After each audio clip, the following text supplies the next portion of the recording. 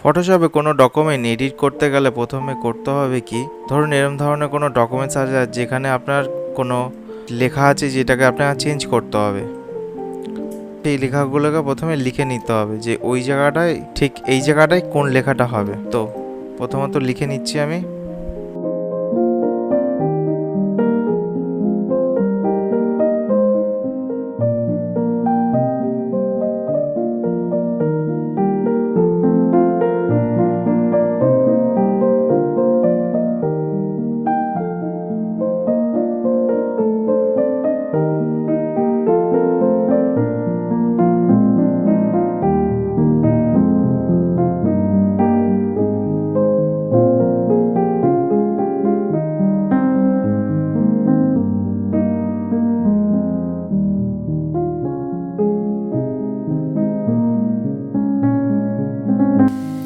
ধরুন ফটোশপে কোনো লেখা এডিট করতে চাইছেন, কোনো পেজ এডিট করতে চাইছেন, তো ফার্স্ট অফ অল করতে হবে কি, যেই লেখাটা ওই পেজের ভিতর লেখা হবে সেই লেখাটা আপনাকে আগে লিখে নিতে হবে। যেমন আমি লিখে নিয়েছি, ধরুন এই জায়গাটায় লেখাটা হবে, সে কারণে আমি লেখাটা লিখে নিয়েছি।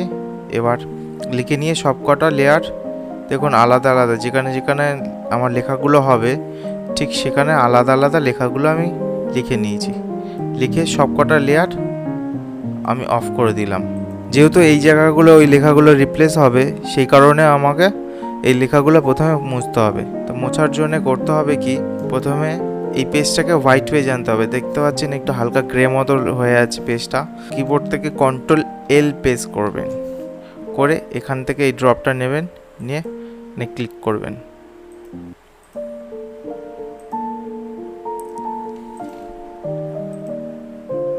ক্লিক করলে দেখুন অনেকটা হোয়াইট চলে এসছে পেজটা।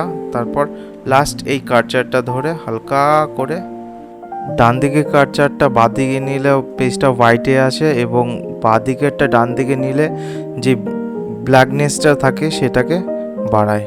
যেখানে পেজটা ছিল আমার, এবার ওই পেজটা উপরে রাইট ক্লিক করে আমি একটা ডুপ্লিকেট ফাইল বানিয়ে নিলাম, এবং ওই ফাইলটা যেটা অরিজিনাল ফাইল সেই ফাইলটাকে রেখে আমি ডুপ্লিকেট ফাইলটায় কাজ করলাম। পেজটা একটা হালকা, যে দেখুন লেখাগুলো হালকা হয়ে আছে, সুতরাং নিচের লেয়ারটাকে ক্লিক করে কন্ট্রাস্ট বাড়িয়ে দিলাম। ইমেজ থেকে অ্যাডজাস্টমেন্ট, ব্রাইটনেস, কন্ট্রাস্ট, হালকা করে কন্ট্রাস্ট বাড়িয়ে দিলাম। বাড়িয়ে দিয়ে এবার যে লেখাগুলো আমার মুছতে হবে সেই লেখাগুলো রেক্ট্যাঙ্গুলার মার্কের টুল নেব, সিলেকশন করে ঠিক ওই জায়গাগুলো সিলেকশন করে নেব, করে কিবোর্ড থেকে ডেল প্রেস করবেন, দেখুন ডিলিট হয়ে যাবে।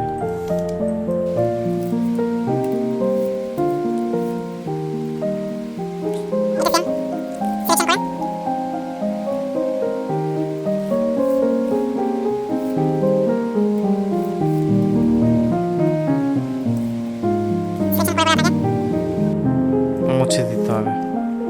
দেখুন পুরো ফ্রেশ একটা পেজ চলে আসলো।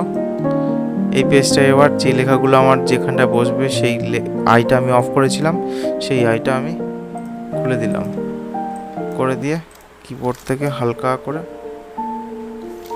চিহ্নটা দিয়ে দিলাম।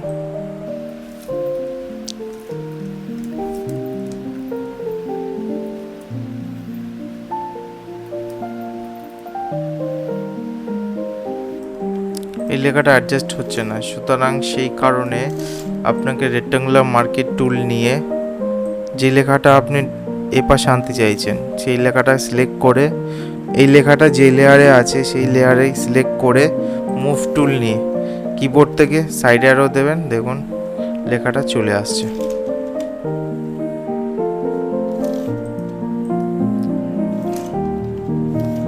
এইটাও সেম করতে হবে আপনাকে। ব্যাকগ্রাউন্ড এই লেয়ারটা আছে, করে মুভ টুল নিয়ে জাস্ট কিবোর্ড থেকে সাইড অ্যারো প্রেস করবেন, চলে আসবে।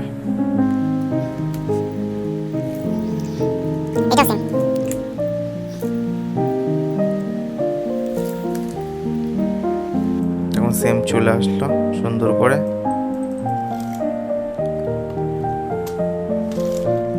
আর এই লেখাটা হালকা।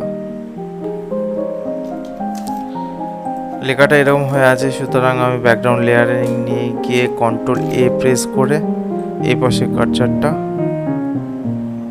ড্র্যাগ করলাম, দেখুন অনেকটা ব্ল্যাকের দিকে চলে আসলো।